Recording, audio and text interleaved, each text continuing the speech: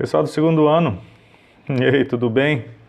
Bom, aqui é o professor Thiago Souza, para darmos continuidade nas nossas aulas de física e posso agora finalmente dizer, esse é o último assunto do nosso segundo bimestre, dentro de termodinâmica, que é máquinas térmicas. Bom, dependendo de como for ainda o tempo, a gente tem outras tarefas para fazer, seja para recuperar entendimentos que não ficaram bem consolidados, ou de repente até mesmo as atividades de nivelamento que sempre nós temos então isso aí a gente vai fazendo com calma juntos, tá bom? E então continue compondo o seu portfólio que nós vamos já está se aproximando. Beleza? Nosso simulado também, né? Todas essas situações. Bom, vimos a primeira lei da termodinâmica, vimos a segunda lei da termodinâmica, entropia e tudo mais. Isso tudo tem uma função bem interessante, né, para a nossa sociedade. Essa que é a verdade. Porque, bora começar aqui o assunto de máquinas térmicas e depois a gente termina com um outro assunto também interessante. Mas, se a gente for falar de máquinas, a gente vai mexer com a época da Revolução Industrial. Então, muitas máquinas, elas foram aperfeiçoadas. Não é que elas começaram ali, elas foram aperfeiçoadas. Você está percebendo, né, que em todas as situações, desde lá do início das aulas de termodinâmica, a gente está percebendo que nem todo quantidade de calor ele é transformado em trabalho, né? Uma parte é perdida. Mas aí, como é que acontece esse processo, né? Como é que uma parte desse calor ele vai ser perdido? Para onde ele vai? Então, a gente pode sempre ficar mexendo com a questão de balanceamento, né, das energias. Então, numa máquina térmica, eu queria que você imaginasse o seguinte: nós temos um reservatório que nós chamamos de reservatório frio, tá? E o outro que seria um reservatório quente. E a gente viu, né, com as leis da termodinâmica, que o calor ele sempre vai da fonte mais quente, a energia, né, o calor, da fonte mais quente para mais fria. E no meio desse processo existe a produção de trabalho. Essa que é a ideia. Eu queria que você acompanhasse comigo, então, qual seria o sentido, o funcionamento de uma máquina térmica. Essa seria a ideia básica, né? O esquema básico de uma máquina térmica. Temos uma fonte quente fornecendo aquele calor para a máquina térmica. Boa parte daquela energia ela é transformada em trabalho, mas uma outra se perde, indo para uma fonte fria. Se você quiser começar a pensar naquela locomotiva, né, que eu acabei nem falando dela, mas como é que ela funciona?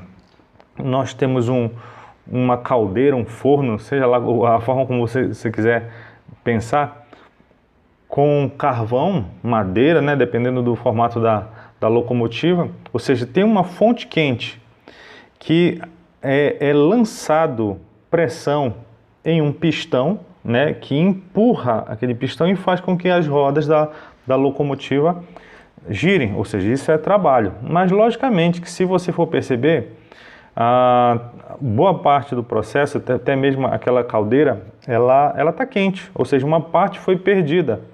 Mas você vai dizer assim, então quer dizer que a caldeira é a fonte fria, Thiago? Como é que é isso? Calma, é porque é a relação entre você meter a mão ali no fogo, segurar a brasa lá do carvão e entre se queimar na chapa da caldeira, com certeza a chapa da caldeira está mais fria do que o carvão, do que a brasa e tudo mais. Beleza, olha o que a gente pode escrever aqui, como balanceamento, né? Esse calor cedido, ele vai ser, é o que a gente está discutindo aqui, né?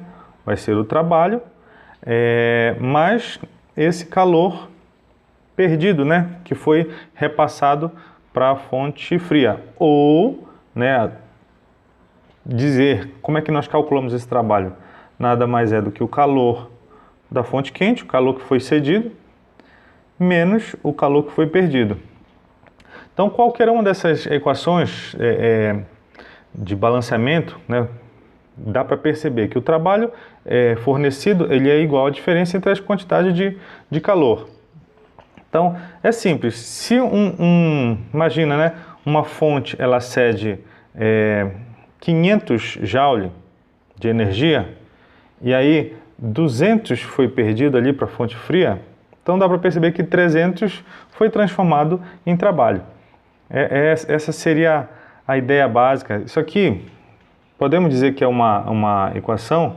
Com certeza, isso aqui salva muito a gente em diversos momentos, tá? Inclusive daqui a pouco, né, nos exercícios. Beleza, mas essa máquina, ela vai ter um rendimento e uma potência. Bora com calma aqui. Como é que nós poderíamos calcular, né?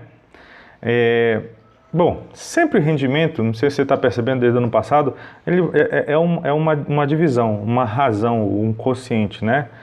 De uma parcela que seria útil sobre uma total. Então, olha lá, rendimento, lembra, é esse N meio invocado. Qual é a parcela útil dentro do processo aqui da máquina térmica? Bom, a parcela útil, com certeza, é o trabalho, que é o que a gente quer. Certo? Energia. Então, energia por energia para dar rendimento. Então, está faltando o quê? Qual foi a parcela total? Bom, então, a parcela total vai ser o calor 1, todo o calor fornecido. Então, esse aqui seria o rendimento. Tá? Como são duas parcelas ali, vai dar fracionário. Ou seja, para transformar em porcentagem, não esqueça, você simplesmente multiplicar por 100. Exemplo rápido aqui, rendimento.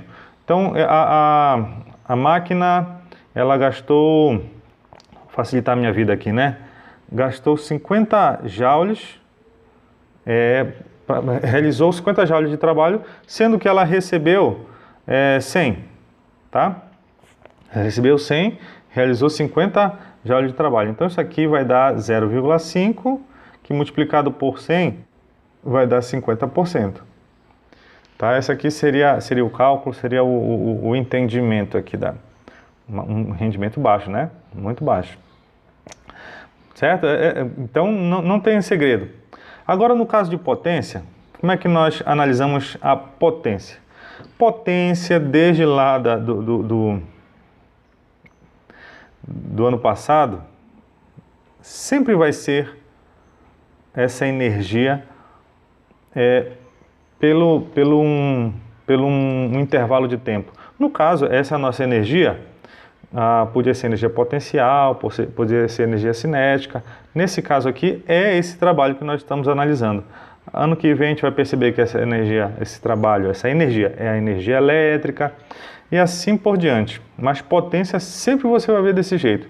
Então imagina que aquele indivíduo lá, né, que realizou um trabalho de 50 joules, lá em cima, né, na questão do rendimento. Isso foi em 2 segundos, por exemplo. Então dá para perceber aqui que a potência dessa máquina térmica é de 25 watts, tá? A unidade de potência é o watt. Muito bem. Então essas aqui são fórmulas que são importantes e meio que definições, né? Depois que eu estou explicando enquanto estou produzindo as fórmulas.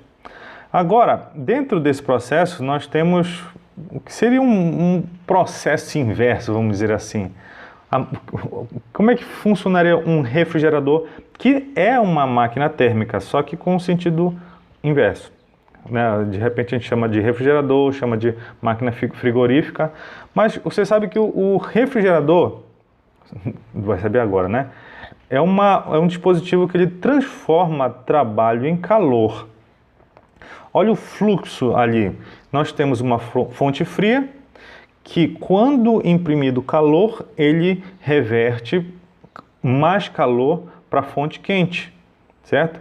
Então, nós temos, de certa forma, a mesma equação. Esse calor 1 que está sendo liberado, se você fala em refrigerador, você vai lembrar da sua geladeira.